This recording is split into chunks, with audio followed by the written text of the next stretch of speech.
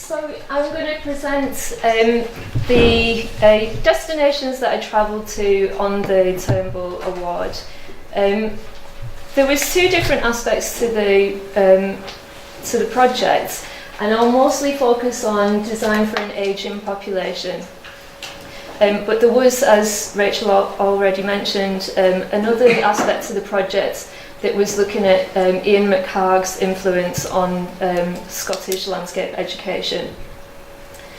So the places that I visited for design for ageing was Japan and Sweden. And Japan's currently the world's oldest country by demography, and it has to implement changes much earlier than other countries, and many of the shifts have been related to landscape. Sweden offers a closer cultural context with a different approach to environmental adaptation for ageing populations. It also has a number of well-developed strategies for ageing, having faced the problem much earlier than most European countries. And with the travel, really I wanted to identify best practice environmental design that addresses the whole ageing process, as my knowledge focused only on dementia care homes and therapeutic gardens, which was specifically looking at end-of-life care. And as I looked more into this, I found that the RIBA had done a study, and they found that there is perhaps unsurprisingly a focus on residential projects, but there's little research into outdoor spaces with regards to ageing and sustainability. And this is really something that I wanted to focus on. So I wanted to shift my understanding from just residential and end-of-life care towards a whole range of different landscape projects, from city planning, urban design, parks, forestry, rural areas and community projects that shift that understanding to the whole post-retirement ageing process rather than just end-of-life. And I found lots of different projects that focused on these wider projects, but here I have a quote from the Commission for a Socially Sustainable Malmö in Sweden, which really highlights the particular importance of landscape in designing for ageing populations.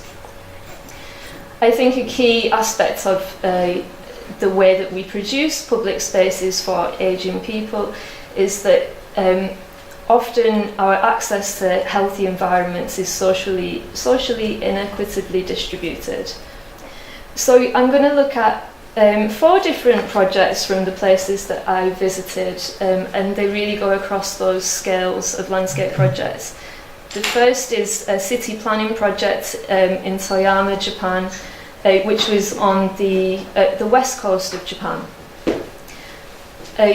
In 2007, Toyama was an ageing and declining city, and the local authority decided to address this with a compact city strategy, which was based on 3 planning principles.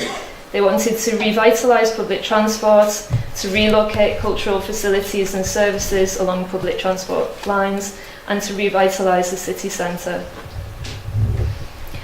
And they felt that if the environment is hostile to people on low incomes, that impacts disproportionately on older residents. Cities must not think about housing and town planning policies in isolation. Age friendliness needs to be part of the debate about urban development, and they really put ageing at the heart of the urban strategies. So the first changes that they started to make, because they had really a large city that was sprawling, and lots of the ageing population were out in the suburbs and were socially isolated. So the first thing that they did was to decide a light rail route, and the choice of the route was the result of analysis of the distribution of firstly elderly residents, but they also put a very big emphasis on where single elderly residents were living in the city. The whole route is designed as a flat surface access, so it really eases mobility issues. It allows people on and off with wheelchairs, and it connects to the local bus routes and to the national Shinkansen train network. They also designed pedestrian-friendly routes around the LRT stops, so it was really about encouraging people to be able to walk to the nearest tram stop. And for over 65s, a day ticket costs 70p or 100 yen, so it makes it accessible to most people in the community. And by 2011, LRT use was up by 45%, and it was particularly successful in elderly female users, and car use was down by 10%. So these are key ways that they tackled social isolation. And we can see in the images that they also tried to make the environment just a nice place to be. They were trying to make it more accessible and bringing out museum pieces out into the streets and presenting them long term on the streets, not just as an exhibition piece. So next, they focused on relocating facilities and revitalising the city centre. The main cultural facility that they created was at the intersection of the LRT, and this was a city library and a museum.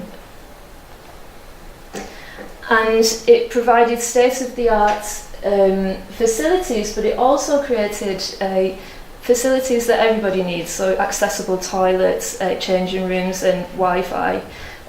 But what I really like about the way that they approach this is it's very welcoming. So they say, please do not hesitate to use the facilities. It's not just that they're there.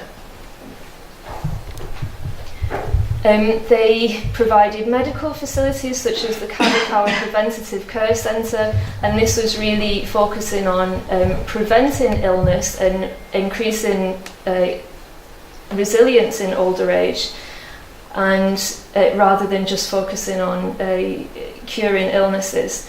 And the Ikedaya Yesube Shoten was a medical centre that also focused on the use of it was a cafe that showed people how to use healthy foods to, again, increase resilience and health in older age. They created new pocket park system that was located approximately every 250 metres from each other.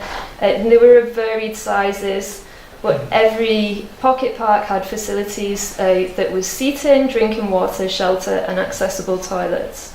And following the success of Toyama's original plan in 2007, the local authority has gone on to develop even more ambitious and wide-ranging strategy for resilience.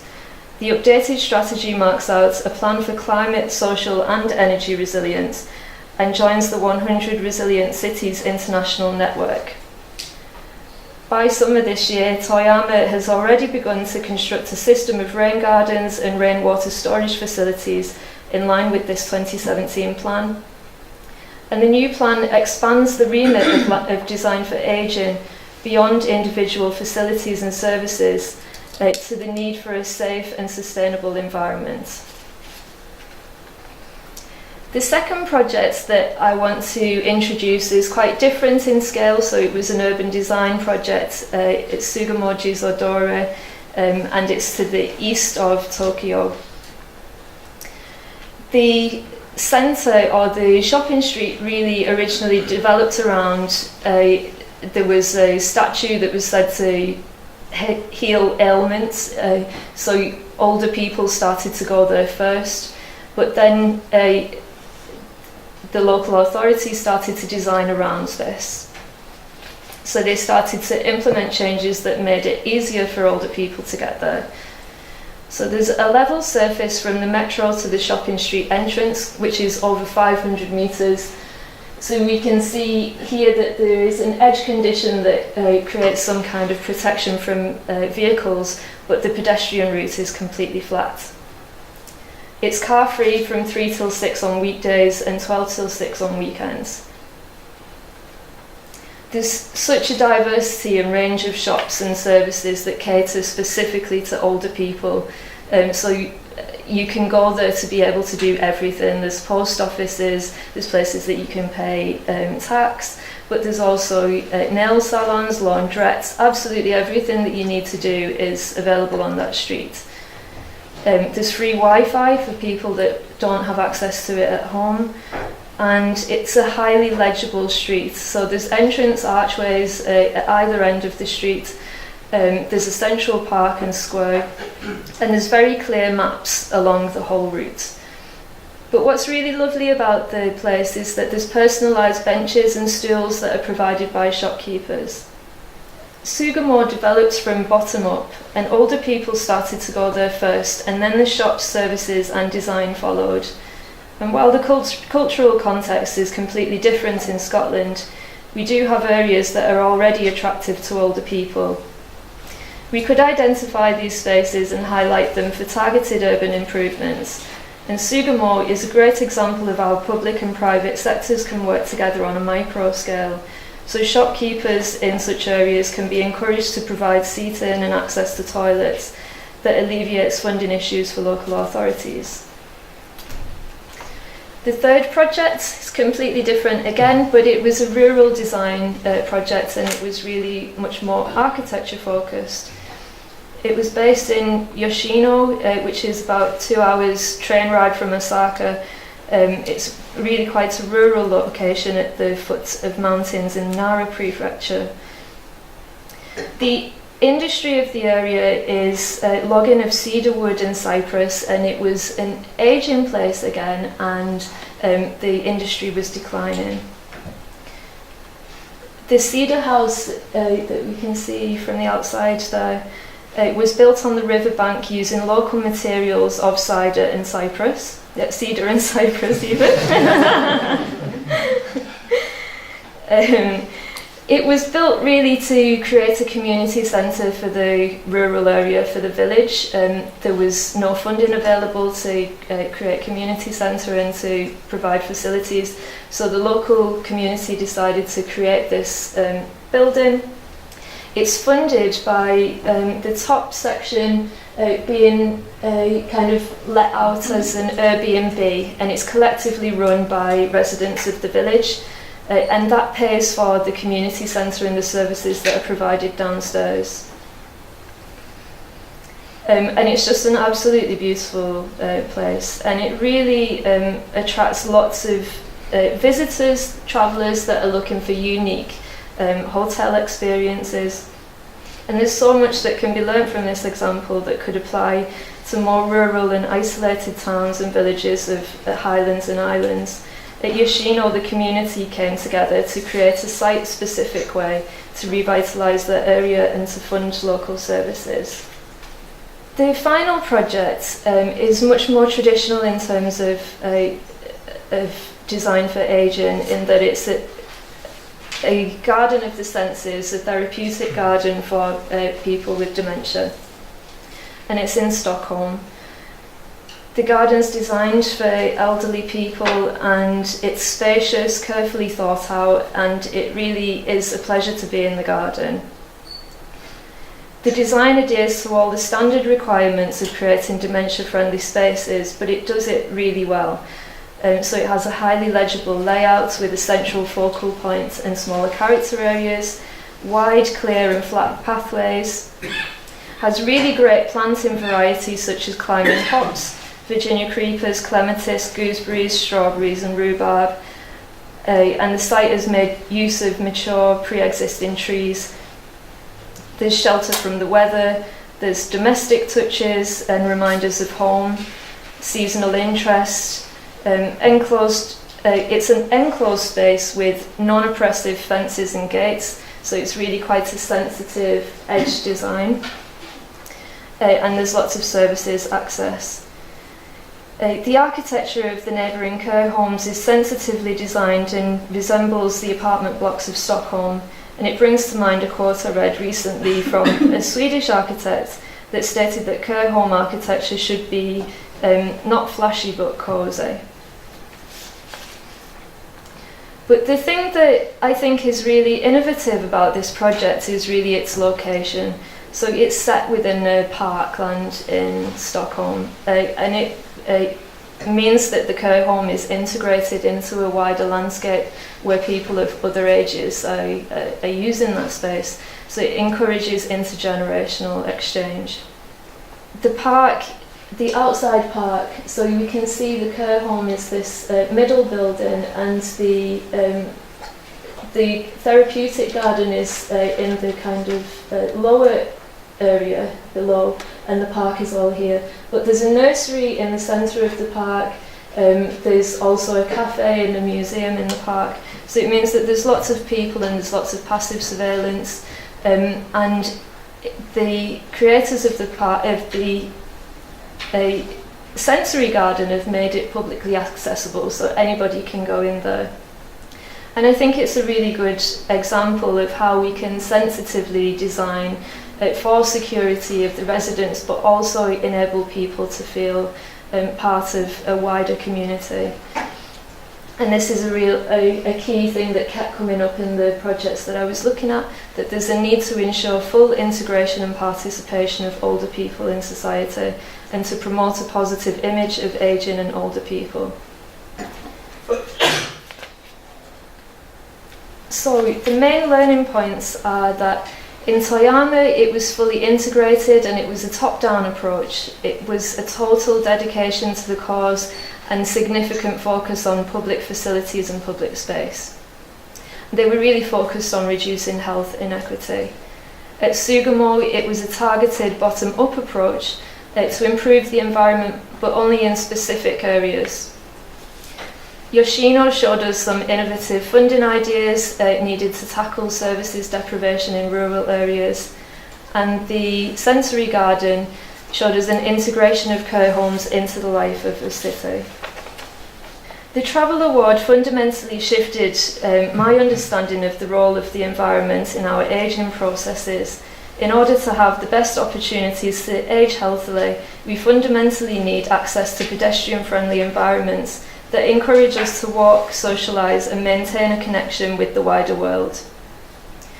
Since returning and processing the experience, I'm particularly buoyed by the significant role landscape architecture can play in creating an age-friendly city. No city that I visited has achieved full age-friendliness, although Toyama is almost there. But the sheer range of projects and initiatives being implemented provide a strong framework for the future. As landscape architects, we need to champion the role public space can play in creating health equity. And from the examples I've visited in Sweden and Japan, I believe the profession has a crucial role in shifting the design for ageing debate from a focus on end-of-life care to providing people with the space and opportunity to age healthily, regardless of their social position. And we're already designing these spaces, but we need to be more confident to make our voices heard in the discussion regarding ageing. So that's the whole section on ageing, on design for ageing. I just have a couple of slides here that look at the time that I spent in Philadelphia, looking at Scottish landscape education and its link with Ian McHarg, the author of Design with Nature.